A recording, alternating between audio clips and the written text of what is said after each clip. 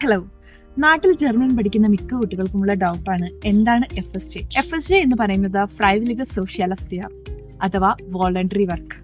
ജർമ്മനിയിലുള്ള കുട്ടികൾ അവരുടെ കമ്പൽസറി സ്റ്റഡിക്ക് ശേഷം അഥവാ അവരുടെ +2 ശേഷം അവർ ഭാവിയിൽ എന്ത് പഠിക്കും അല്ലെങ്കിൽ എന്ത് ഹൗസ് ബിൽഡിംഗും അവർ എടുക്കും എന്ന് ഡിസൈഡ് ചെയ്യാൻ എടുക്കുന്ന ഒരു 1 ഇയർ അത് അവർ സോഷ്യാലസ്യാറിനായിട്ട് മാറ്റി വെക്കും.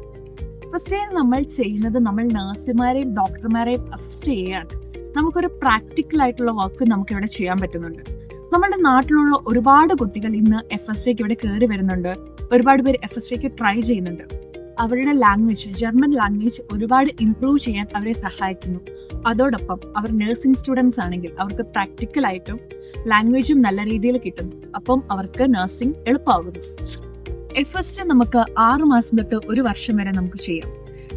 17 വയസ്സ് തൊട്ട് 27 വയസ്സ് വരെ നമുക്ക് FSJ ചെയ്യാവുന്നതാണ്.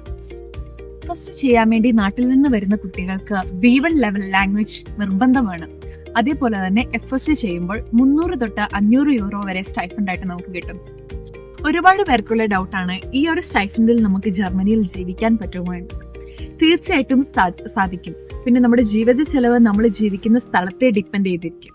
എന്റെ അഭിപ്രായത്തിൽ എന്തുകൊണ്ടും FSJ ചെയ്യുന്നത് നല്ലതാണ്. കാരണം ഡയറക്റ്റ് ആയിട്ട് നഴ്സിംഗിന് കയറുമ്പോൾ നമുക്ക് ഭയങ്കര ബുദ്ധിമുട്ടായിരിക്കും. FSJ ചെയ്യുവാണെങ്കിൽ നമ്മുടെ ലാംഗ്വേജ് നമുക്ക് ഇമ്പ്രൂവ് ചെയ്യാൻ പറ്റും. ഒരുപാട് മെഡിക്കൽ ടൈംസ് പഠിക്കാൻ പറ്റും.